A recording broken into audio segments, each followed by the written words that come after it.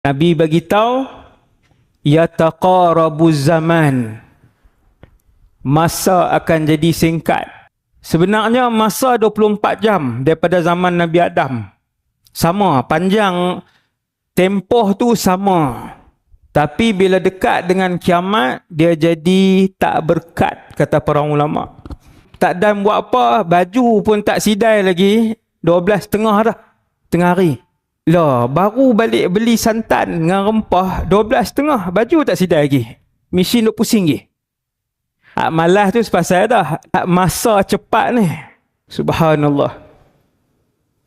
Hari tu Januari, ni nak habis Disember. Rupanya Nabi bagi tahu 100 lebih tanda kiamat kecil, kita tak mengaji. Siapa mengaji tanda kiamat kecil, dia akan takut. Dia akan tengok, dia akan buat persiapan untuk kematian, persiapan untuk hari akhirat. Dia mesti buat persiapan. Setiap inci yang Nabi bagi tahu jadi. Nabi kata yataqarabuz zaman. Masa jadi singkat. Wa takunus sanatu kasyahri. Setahun jadi macam sebulan. Ni Rasulullah sebut. Berasa tuan-tuan? Berasa? 50 tahun lepas, 40 tahun lepas kita tak berasa lagi. Tanya ni ada ayah-ayah ni. 50 tahun lepas, ayah ambil di sungai, masak guna kayu api kena cari. 50 tahun lepas, tak berasa panjang. Boleh buat banyak kerja. Anak pun tak pakai pampers, pakai lampin, kena basuh.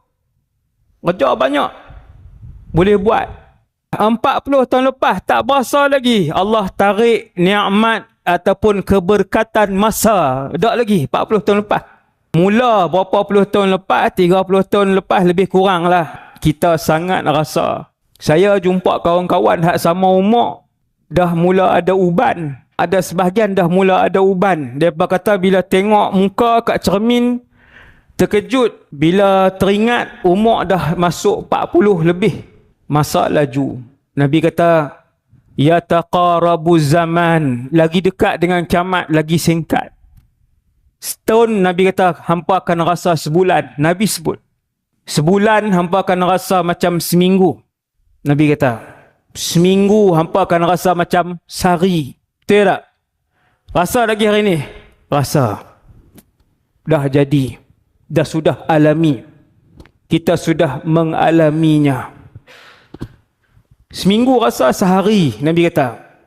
Kemudian Nabi kata sehari hampa akan rasa